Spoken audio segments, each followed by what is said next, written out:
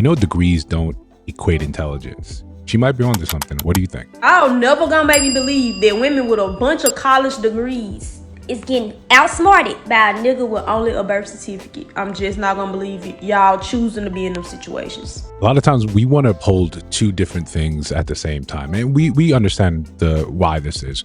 On one hand, we want to praise women. We want to praise people for getting degrees. We want to use that to indicate a different level of class, a separation marker between, regular blacks, uppity blacks, lower class, whatever, right? But originally, we understand that a degree does not denote intelligence. It means you applied for something, you knew how to regurgitate information, and you could kind of just, get along to get along. In the past, college had a different sort of outcome, but that's another video. That's a whole nother video.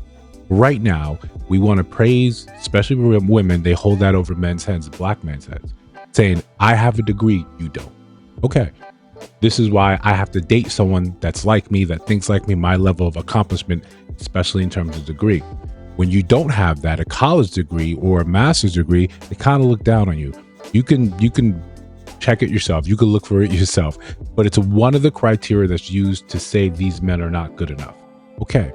So when you are dealing with these men that are not good enough, even though you've said this is important, even though you've held this above those same men's heads, why do you keep getting fooled by them? If you believe that your degree denotes some sort of class, intelligence, some sort of level of ambition, why do you get fooled by people that don't have that? Why do you get fooled by people that don't show that same level of ambition in the way you look at it? Why are you even dealing with those people in the first place if that's your standard? This is why a lot of men end up being confused and have trouble, like this woman, accepting what you have to say, accepting the premise in the first place, that the degree is that important outside of using it as a way to distinguish yourself from someone else. Most of the time, or a frightfully enough amount of the times, that thing goes on your wall and it doesn't really impact your financial sort of outlook in this economy. Too many people with degrees, undergrad, master's degree, that are not working in that field. And sometimes not by their fault, but simply by fault of the economy. Other people have degrees in fields that stopped paying a long time ago. You have a degree in philosophy. What are we supposed to do with that? Realistically, what are we supposed to do with that? It's useless in today's day. Even back in the day, philosophers were patrons. They had patrons, people that came and said, I love your work. I love your mind so much. I'm going to pay you so you don't have to work, so you can continue to create this art. That was a normal question. We don't do that today. We have Patreon, but it's for people to continue doing what they're doing, but not enough entitled so they can just stop working altogether. No, you still have to create. You still have to do these things. And I don't think people are making enough to stop what they're doing in terms of a W-2 job and just do that. But back to the point, before we digress, back to the point. No, it's hard for us to believe that your degree denotes some sort of thing when you keep messing with men, and this becomes the thing that reveals the truth of it. The quality of men you're dealing with denotes something more than a degree does. And listen, before we continue, like, comment, subscribe, hit that notification bell so you don't miss no uploads. Still trying to do 2 a day, so hype the video, share the video. We got some merch in the store. So when you deal with a man who is demonstrably less than you, you can't. The idea that we have, what we're told all the time, is that he faked the funk. He was like this, he wasn't like this, and I didn't know any better because he was the liar. This is what we kind of expect when we don't have a system that tells women that you have to take accountability for the choices that you made. You are where you are in terms of relationships with men not because every single man was a supervillain. Every single man was Dr. Doom. Every single man had a way to pull the wool over your eyes. Every single one of these men, he's a Golden Globe nominated actor because he was just able to fool you for such a long time. You want us to talk about your intuition. You want us to talk about your degrees. We talk about your street smarts and how you hip on game all the time, except when it comes down to, how do you sneak past the goal? What did he do? Why did you let your guard down for that if you're so discerning? If you have so much emotional intelligence, why can't you see that he's faking it? We know it's garbage. We know it's garbage. One, we understand that your degree does not, conform any type of intelligence in terms of street smarts. Two, we understand that we have unhealed trauma that guides us towards a certain type of person. Three, you like it, right? You like it. You could be degreed, out the wall. You can cover your entire wall with degrees, and it still wouldn't mean anything because you like that sort of behavior.